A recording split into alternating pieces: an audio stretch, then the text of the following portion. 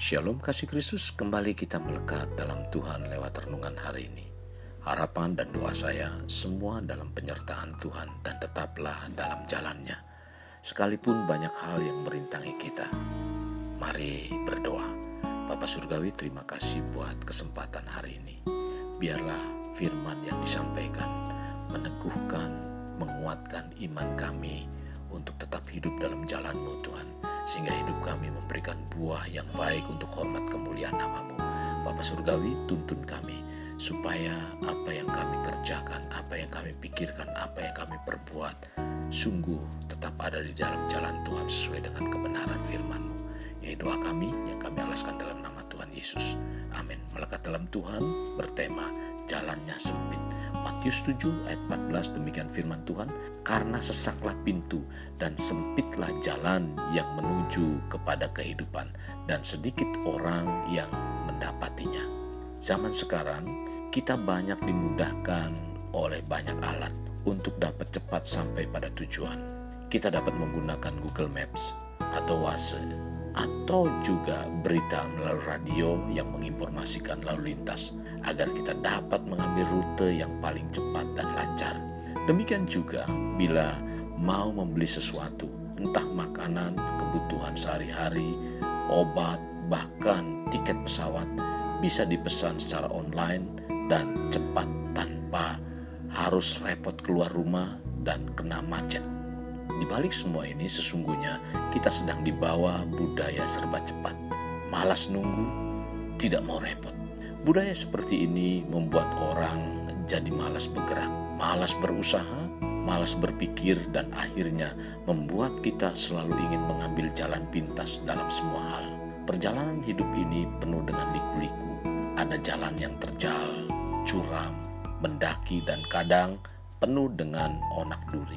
Meski demikian, kita tidak boleh menyerah atau berhenti di tengah jalan sebelum tujuan tercapai. Untuk mencapai keberhasilan itu ada jalan yang harus ditempuh. Tentunya kita tidak boleh asal melangkah. Kita harus membuat pilihan yang benar serta melangkah di jalan yang benar pula. Ketika kita hendak mendaki ke puncak gunung, jalan yang harus kita lewati pasti terasa berat dan melelahkan. Namun tak kala kita mencapai puncak gunung itu, terbayarlah semua kepenatan dan apa yang kita rasakan. Kita dapat menikmati hamparan yang hijau dengan pemandangan nan indah dan luas dari atas. Saat ini banyak orang sedang mencari-cari jalan demi mendapatkan kebahagiaan dalam hidupnya. Tetapi kita harus ingat dan tetap waspada, jangan sampai kita salah memilih jalan dan pada akhirnya mengalami kehancuran. Dalam Amsal 14 ayat 12 mengatakan, ada jalan yang disangka orang lurus tetapi ujungnya menuju maut. Ada jalan yang menuju kepada kehidupan yang berkemenangan, bahkan diberkati, tetapi jalan itu tidak umum dan tidak ditawarkan kepada semua. Bahkan orang yang ditawarkan pun tidak semua orang mau menempuhnya, karena jalan itu sesak dan sempit. Itulah jalan yang ditawarkan oleh Tuhan Yesus, Tuhan kita. Masuklah melalui pintu yang sesak itu, karena lebarlah pintu dan luaslah jalan menuju kepada kebinasaan, dan banyak orang yang masuk melaluinya. Tercatat dalam Matius 7 ayat 13. Pintu yang sesak adalah menuju keselamatan kekal, dan pintu itu adalah Yesus sebagaimana yang dikatakannya, akulah pintu, barang siapa masuk melalui aku, ia akan selamat dan ia akan masuk dan keluar dan menemukan padang rumput. Tercatat dalam Yohanes 10 ayat 9. Banyak orang Kristen menginginkan keselamatan kekal, yaitu surga. Tetapi jalan yang mereka tempuh maunya mudah dan pintas.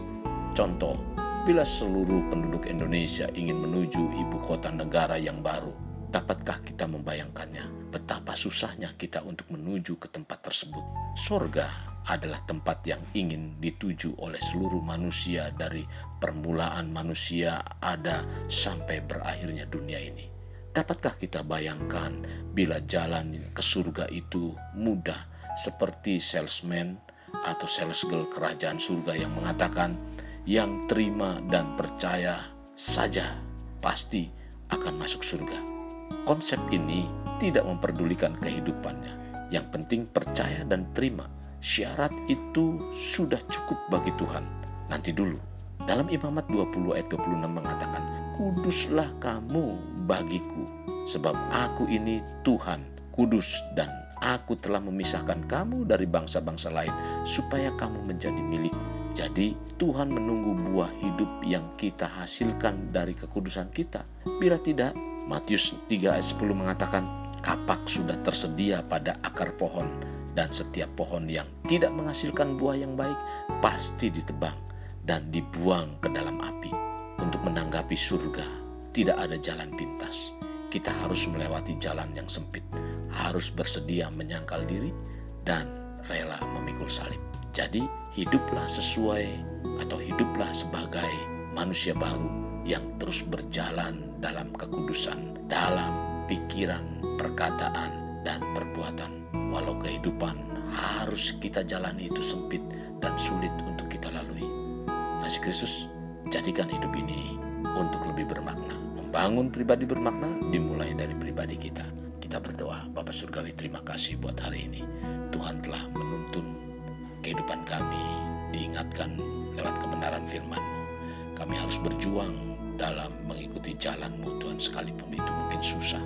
Kami harus mempertahankan jalan itu, karena jalan itu adalah jalan kebenaran yang Kau berikan, yang Kau sudah tunjukkan kepada kami Tuhan.